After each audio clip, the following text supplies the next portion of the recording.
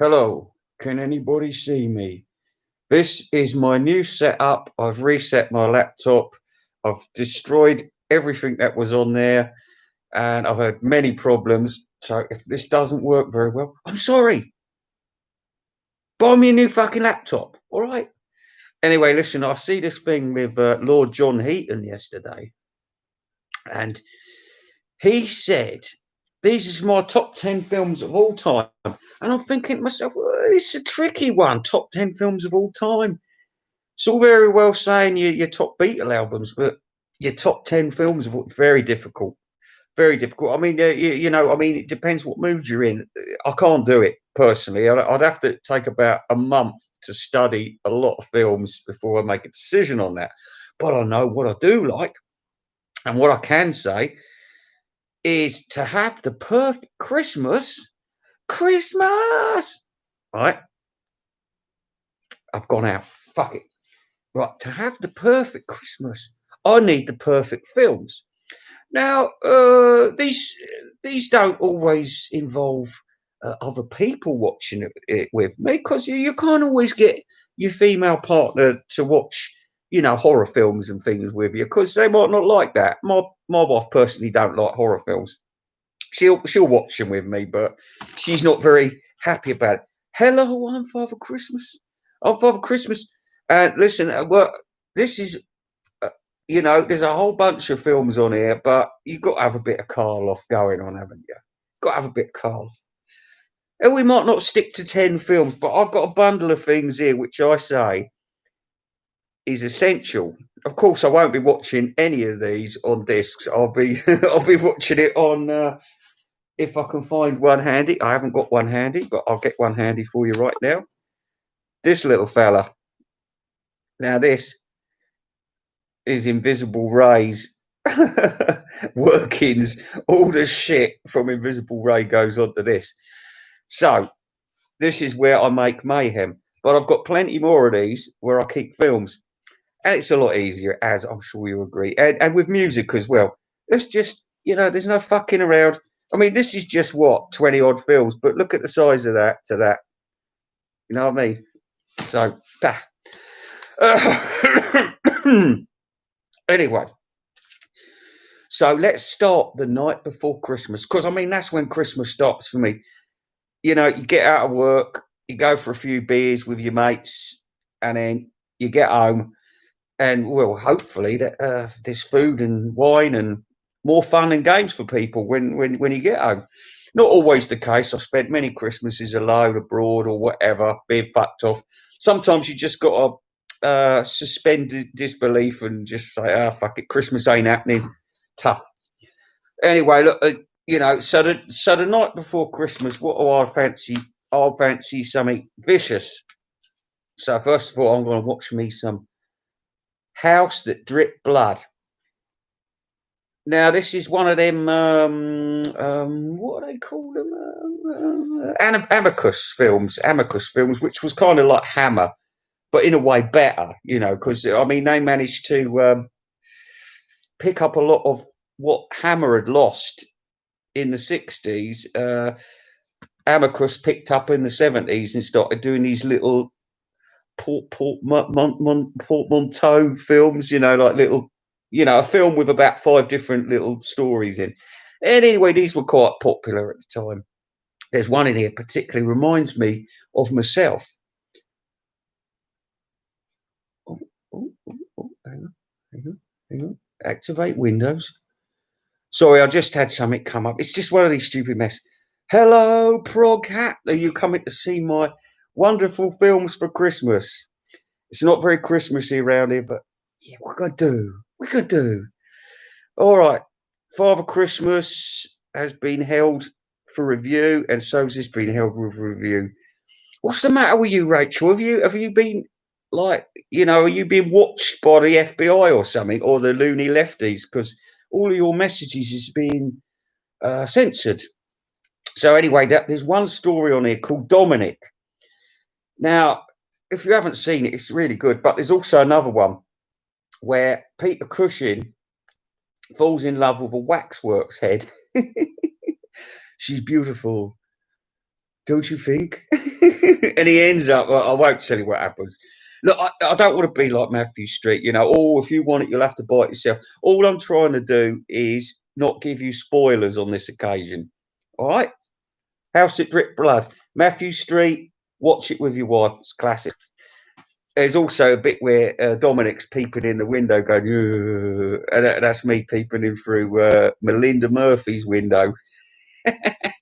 So that's all good. And I think I haven't had enough horror yet, so I'll be wanting a bit of an episode of Hammer House of Horror. Now, what episode shall I pick? Charlie Boy, I think. That's a good one. I like Charlie Boy. Or else, perhaps, is there a pervy one?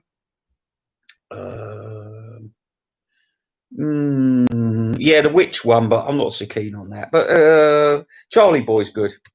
Charlie Boy. So we're going to watch some of that. That'll take an hour. Now, what else we got here? Okay, and then here we are. Oh, look, there's Invisible Ray. Maybe I'll listen to some of that. Maybe I'll just listen to that for an hour or so.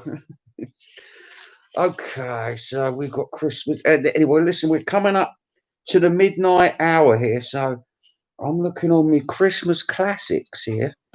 Christmas classics, and I'm thinking, what can I get off of it? What is there on here, by the way? Keeping Up Appearances. Yeah, that's essential. Keeping Up Appearances Christmas special. Now, I've got another one here somewhere.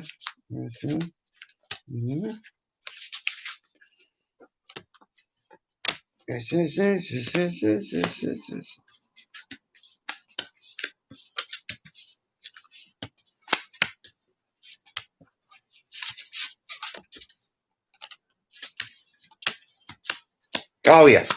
Here we are, volume 2 of the Christmas classics. Now, to get me into, you see up there, you've got the Snowman. Now, I love that. Look, Mr. Magoo.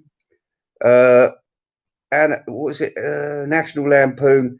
That's not very funny, actually. It's not very funny. In fact, I don't like any of those American Christmas films. And, the Americans go wild for one called A Christmas Story or something. I watched it. I didn't get it. I didn't get it at all. But I suppose the English have got their own version of Christmas Story, which Americans and foreigners wouldn't get. So anyway, like the one I'll be watching just before midnight is this 1973 Christmas Carol. 1973. All at MZ. Look, I've got really big hands. Actually, they're just long fingers. Ding, ding, ding. Anyway, so there we go. We're going to have the Christmas Carol narrated by nonetheless then Alistair Sim, who was the original Scrooge in the original Christmas Carol from the 1950s. So there you go. But it's a good animation. I like it. It holds up okay for these days. It's not brilliant, but I really enjoy it. Anyway, after that's all over and done with, I'm a little bit drunk. It's about, I don't know, midnight. So I'm thinking, what do I need now? What do I need now to soothe the savage beast? So, what would I pick? Well, I'll tell you what I'll pick. I don't want nothing too scary, but I want something that's a bit of a laugh, but a horror film nevertheless. And it is gonna be Friday the 13th, part 1, I think, because it is so funny. And the funny thing is the timeline with Jason Voorhees is as shitty as the timeline of James Bond. You know what I mean? It's all over the place. How come it was 1958 and then now he'll be about 30 now, but hang on, when he was in the first one, he was still a boy in the river. How come he's grown? Don't try and make sense of it. Just remember, and if you don't know this, but I'll tell you, it's like a film on its own, really. Friday the 13th. I mean, everything that comes after is great fun. I love it. I love it all. But this one, Jason's not even really in it. I'll have to tell you, it's his mum, Mrs. Voorhees, who's the killer. And why they didn't bring her back for more episodes, I don't know. The woman who played Mrs. Voorhees actually just picked it up as a check. You know, she phoned it in and she says, "I wanted to buy myself a new car." she thought she thought it was total shit. The script. It should be right in a way. Oh, Lennon over McCartney. What's this? Hello, Maxwell and everyone. Oh, Maxwell Edison. I had to laugh at. Was you the person who was on Andrew Dixon's live stream the other day and kept putting, "Do you like Invisible Ray?" And he kept ignoring you, and you put it up there about 50 times. I was laughing my tits off, and I could see his face. His mouth was going down every time he read it, and he just tried to think of something else. Oh, well, I'll be buying the Frog Song next week. Have you watched it? It's great. It's brilliant. I love cheesy peas, me. Hey. So anyway, I've watched me one film of Jason because I don't like to kill it by watching 3 or 4 films in a row. Yeah, that's what you want to do. Watch a film by itself. You know what I mean? Okay, so supposing I'm still up at 1:30, how do I finish the night off? With a serial killer. So just before the Christmas morning, I'm going to get myself watching old John Reginald Halliday Christie. All the ladies, yeah. Ooh, classic film. Okay, now I gets up in the morning. It's Christmas Day. I just open all my presents. Fuck it, I haven't got any presents. What am I going to do? I better entertain myself on the telly welly. All right. Where's Maxwell Edison? Yeah, that was you. That was you. I remembered your name. I remembered. Oh, well, let me start the day off with maybe some. I used to enjoy the summer holidays with the Tarzan films. Of course, the guy's a white supremacist, so you cannot put his films on anymore. But there's only one Tarzan for me, and that's Johnny Weissmuller. So, you know what I'd really like? And I think you should all watch it, is this one here. Tarzan's New York Adventure. Now, Tarzan goes into New York at the request of Jane, and he starts being racist the minute he arrives. You know, I mean, it's not his fault. But I was thinking, you know, when Christine Summer won that Beatles competition and she got sent to New York, she must have been a bit like that as well, you know, or a bit like Crocodile Dundee. That's not a knife. This is a knife.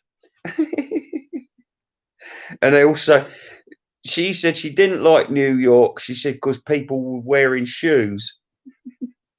She said she only wearing shoes when she gets married.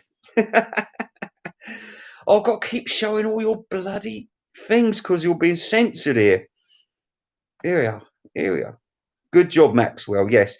Yes, Maxwell made me laugh, and I hadn't even been introduced to him. Tenacious character. A tenacious character. That's what we need. Where's Pre-Code Mike? Pre-Code Mike. I've only got 5 people. I can't believe this. So anyway, so after Tarzan, I'll be wanting some more children's stuff.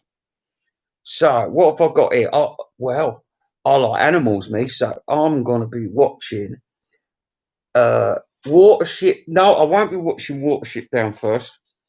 What I'll be watching first is The Plague Dogs. Now, this is so upsetting that it was done by the same people who did Watership Down. Where's Watership Down? Watership Down there, you see. Now, because it's so upsetting to watch the Plague Dogs, I'm going to feel so sad afterwards that I'm going to be in tears. So I need something which will keep me on that level, but not sort of put me on a fake upturn. So I'll watch this. Now, Watership Down is a pretty depressing film. However, it has a happy ending. Now, I like that. I like a happy ending. Yeah, I can deal with a few people getting killed throughout as long as the journey is complete at the end and everyone's happy. That's what I like. Or perhaps maybe I might watch Black Beauty down there from 1973. Or else I might watch Digby, the world's biggest dog. Classic. Classic. Then I'm still in the mood for comedy, you see, so I will be watching any one of the Pink Panther films. Yes, indeed. Inspector Clouseau. I need a bit of Inspector Clouseau on Christmas Day. It'll make me laugh, put me in a good mood after Watership Down and the Plague Dogs. All right. So here we are. Let's put you over there. Okay. So what we're going to need is a big blockbuster for after lunch.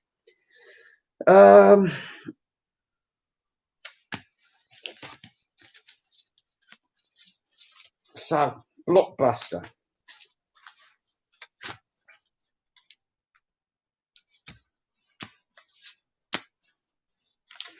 Well, I've decided on a war film.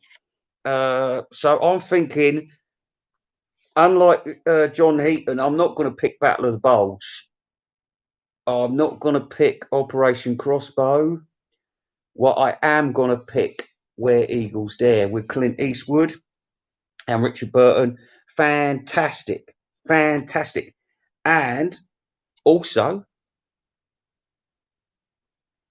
if I'm not going to watch Where Eagles Dare, I'll be watching The Dirty Dozen. The Dirty Dozen. Why not? Classic film. Classic. Hello, Rob Walker. No, you can't beat a well-prepared video. This. I'll tell you, it could be a lot less well-prepared. Anyway, what else we got for the afternoon? We've got what's this? What's this one here?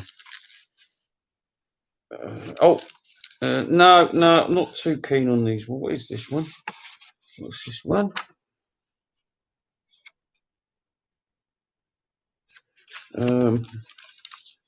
Oh, right, okay, yeah. I don't think I'll have any. Yeah. Yeah, not for me though. Not for me, Rob Walker. Maybe for my wife. So anyway, listen, I'm in the mood for a bit of black and white. No, I'm not. Now there's some big films on here, big films. So All Quiet on the Western Front. Me and my mother, we love this one. The Blue Max, possibly, but it's a little bit stale. But definitely Lawrence of Arabia or The Anthill there. Yeah, remember? What's it called? Paths of Glory, of course. What a great film that is. If you're going to do black and white, do it to a film like that. But it will have to be Lawrence of Arabia because to me it's essential. Christmas Day, essential. Okay. So now we've got to get another film out. This is a good one. I like this one. American Beauty. I know there's problems with Kevin Spacey, but I don't give a fuck. So he likes young boys. So fucking what? To me, that was me. I was that bloke, Lester Burnham. That was my life. I fucking hated my wife. You know what I mean? It was just, oh, and you do get this feeling when you sort of go out and you say, oh fuck everything. I don't care anymore. And you do, and I could really relate to that. I could. So anyway, listen. And I'm after a bit more fun for the afternoon as well. So I sit down, get myself a mulled wine, and just enjoy Mr. Handsome himself, Tom Cruise in Cocktail. Yeah, so what? It's fucking 80s as it comes, but I'm an 80s person. Hey, all right, leave me in peace. Anyway, let's just have a look here, see what's going on. Worst Christmas ever. Yes, Maxwell Edison. I'm sure you've seen the remake of Dunkirk, and I'm sure you think exactly the same as me. How can you disrespect all the people at Dunkirk by just having 20 people on the fucking beach? You know, if there's a time for CGI, that was the time for CGI. At least in the original, they've got loads of people on the beach, real people. Oh, hello, MZ. Look, big hands.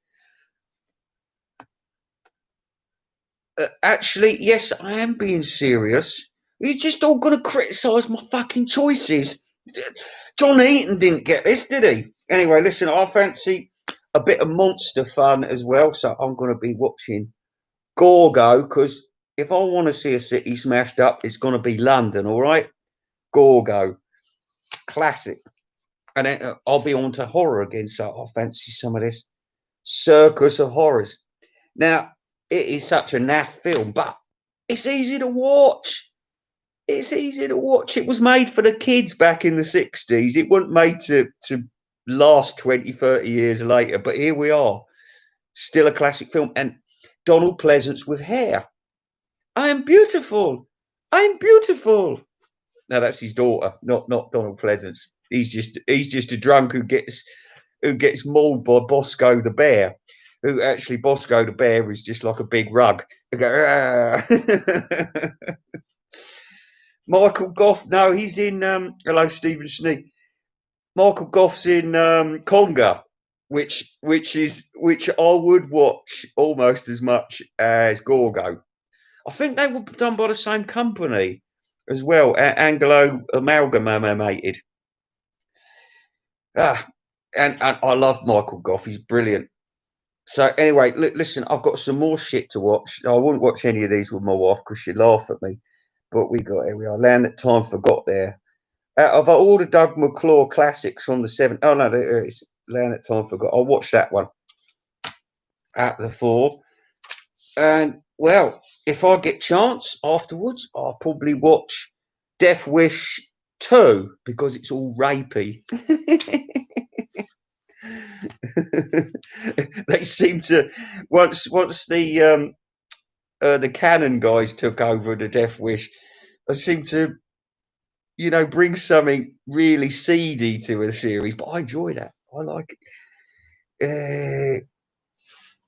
I do the conga. Yeah, I lurk behind Big Ben. All right, let's just see. I watched this video with the sound turned down. She's watching it with the sound turned down. Here we are. MZ. Da, da, da. All right. So what else can we have? Oh, I fancy a bit of. I fancy something which is funny, but not funny. So I fancy Withnail I. It's a very good film. If you haven't seen it, it's well worth it. It's a great little journey where not a lot happens, but at the end you sort of hit and you think, I wish that film was going on longer. You know what I mean? Or I wish they'd done a sequel to that, but it never happened. Maybe it's good for that. Oh. I am precisely 6'1". Yes, precisely. Anyway, if you're concerned, it is between here and here. That is your dick size. Oh, that's about a 12-inch gap there. But yeah, 12-inch gap there. It's nothing to do with feet or big nose or whatever. It is to do with this and this. If your body is built properly, in the right sort of, because you get some dwarves who've got like hands like that, haven't you? Oh, I see this woman. She come through the railway station a few years ago. Hideous creature. She had, when you blow up a big rubber glove and it's like it looks all wibbly wobbly and huge. This woman had hands, and I'll tell you, they were 3 times the size of mine, and she was about 4 foot, and she was evil. I could tell she was evil. God has made her this way because her parents were evil or something like that. I believe in all that shit. We pay for the sins of the father. Yes. Vinyl Richie, my co-worker, was he the giggler? He's killed the giggler. Oh no, that was Death Wish 3, wasn't it? When he goes round to see his old mate he was in the army with, and his old mate just happened to have all this Korean War ammo. I mean, when you finished the Korean War, didn't you have to give your bazookas and rocket launchers back to the government? Oh, Vinyl Dale, how do you do? How do you do? Anyway, we're going to show you some more films now. I'll be a bit John Heaton here. I love the Omen. These are all of them.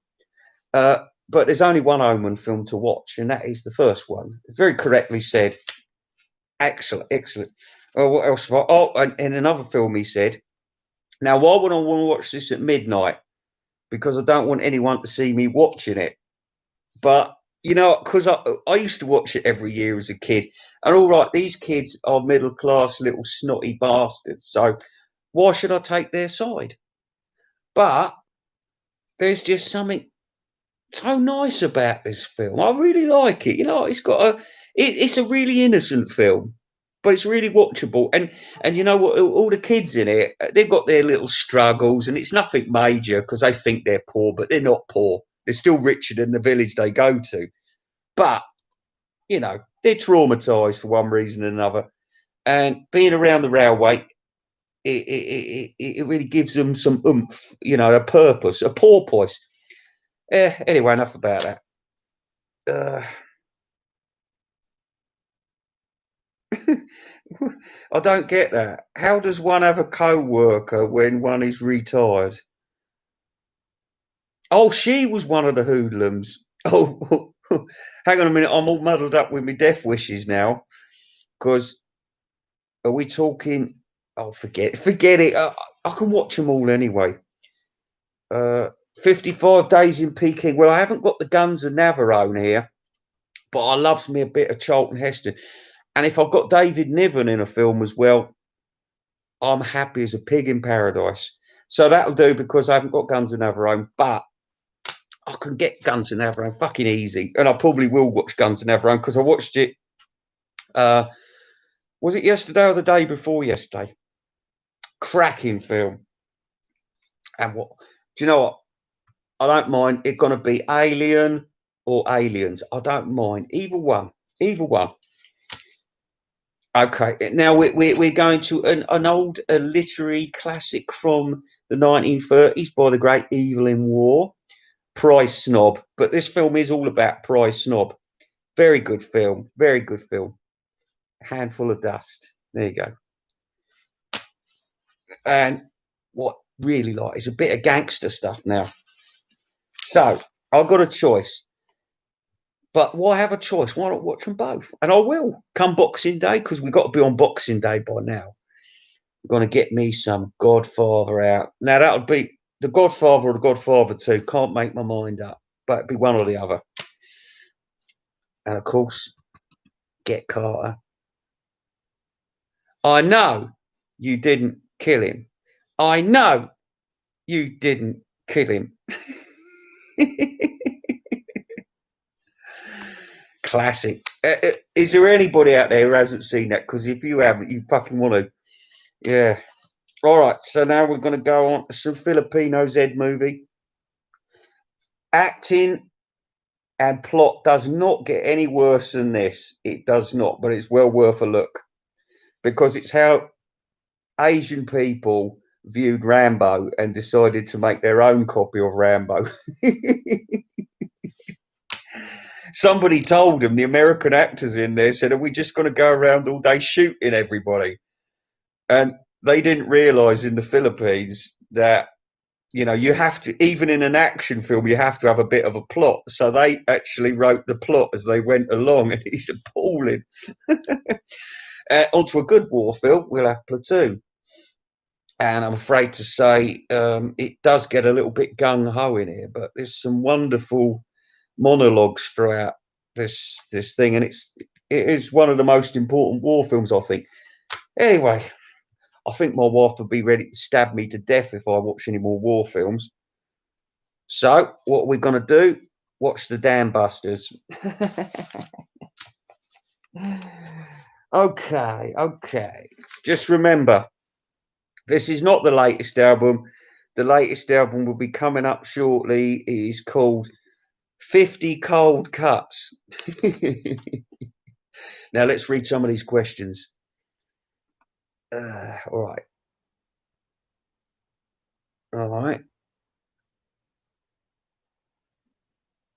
Mm-hmm. Look at me, Damien. It's all for you. Yeah. Oh, I'll tell you what though, that Billy Whitelaw in that, she's fantastic, isn't she? I think is she still alive, Billy White? I like, she always brought something to a film, that woman.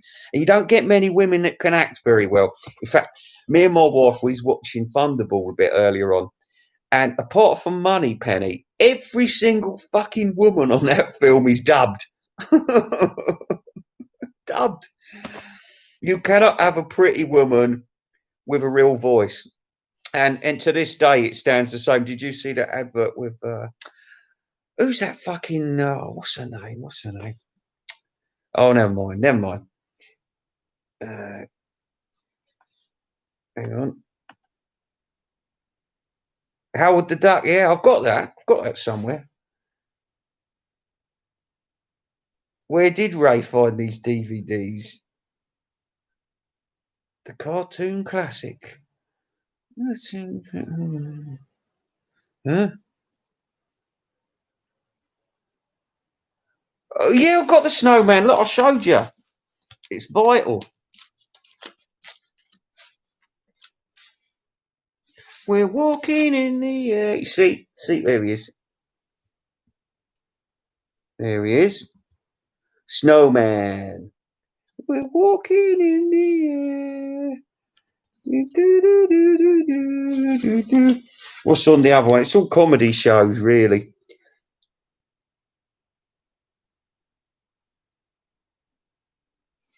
I'm free, Mr. Humphreys. I've got to watch that. My wife, she loves Oi being served. So we'll either watch Mrs. Bouquet keeping up appearances where they get on the QE2. That's classic. Or else, are you being served? Christmas special with Mrs. Slocum's wet pussy. Oh, right, okay. Anyway, let's enough of this Christmas and top 10 films. Let's talk about Paul McCartney 3. Okay. Dal, I was disappointed. Oh, yeah, you're talking about the snowman because David Bowie I think he introduces this copy I've got. I know, it was real. It was a nice scarf, and I went to the party as well. Actually, I think because of copyright problems, Father Christmas himself introduces it now. Which I have to tell you out there, people, if you haven't seen The Snowman, forget all your bullshit Christmas films.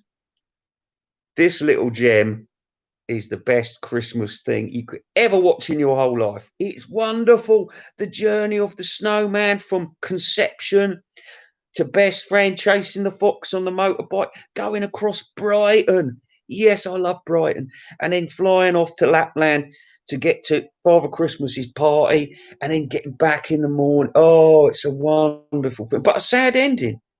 But you can dig it. You can dig it because you think, all right, this is a sad ending, but he might be back.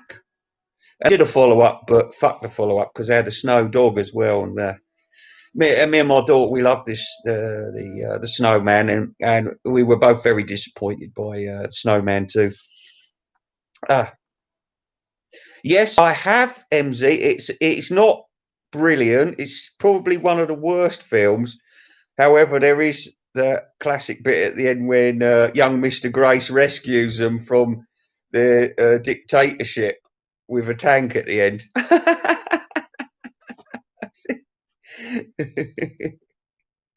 Wasn't it good? They all go on holiday.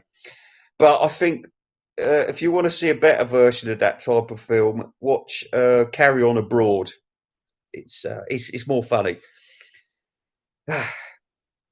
So Proghat, watch The Snowman.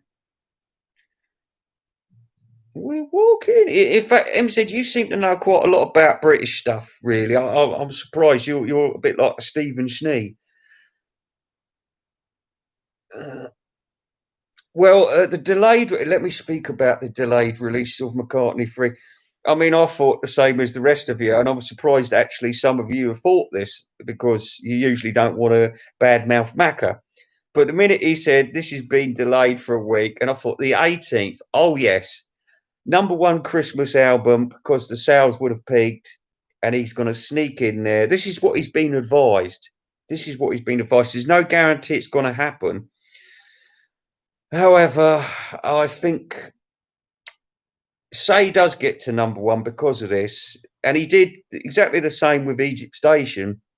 Now, I was quite happy for him to have got a #1. I thought, well, on paper, it's a #1, so let's not ask how it got here. And I'm pleased for you, Paul McCartney. But now I'm not pleased for you, Paul McCartney, because if you're not capable of making good enough music that can get to number one by itself, then you shouldn't be out there, and certainly not cheating. I know this has gone on for many years, this kind of marketing where you've got to buy 6 or 7 records and help it to get number one. I know it's gone on for a long time, but now it's just gone to a stupid level where I mean, fair dues that Duran used to do it. They'd release a single, and it'd be all the different members on each separate record sleeve, and it was a dirty ploy, and people said it for what it was at the time. But they were a big band. Um, they looked good. They sounded good. And yeah, if you're going to sell the product, sell it when you're at your peak. But now we've got an old man doing the same thing, and it's a dirty con. It really is a dirty con. And in fact, people are already saying, "Oh, I like the songs already," and I'm thinking, "Well, how would you like the songs?" I can't see that anything good's going to come out of this, and I hope nothing good's going to come out of this. And I hope, even if McCartney does get to number one, that he puts so many of his fan base off that they'll actually stop collecting his music. And don't think it won't happen, because people can get sick of an artist and just say, no, I mean, I used to be like crazy about Cliff Richard, but now uh, because of what he's been like, I just totally repulsed to listen to his music. And it's sad, because it was a big part of my upbringing, was a bit of Cliff Richard music, but sadly, I find him a repugnant character now, and I can't buy his music. Can't really listen to his music either, and I think it was all hypocrisy. Because I used to like his God stuff as well. I used to think, yeah, let's all celebrate Jesus at Christmas. But now I just think, well, you don't really believe in Jesus too much if you're going around doing things with boys, and it's sick.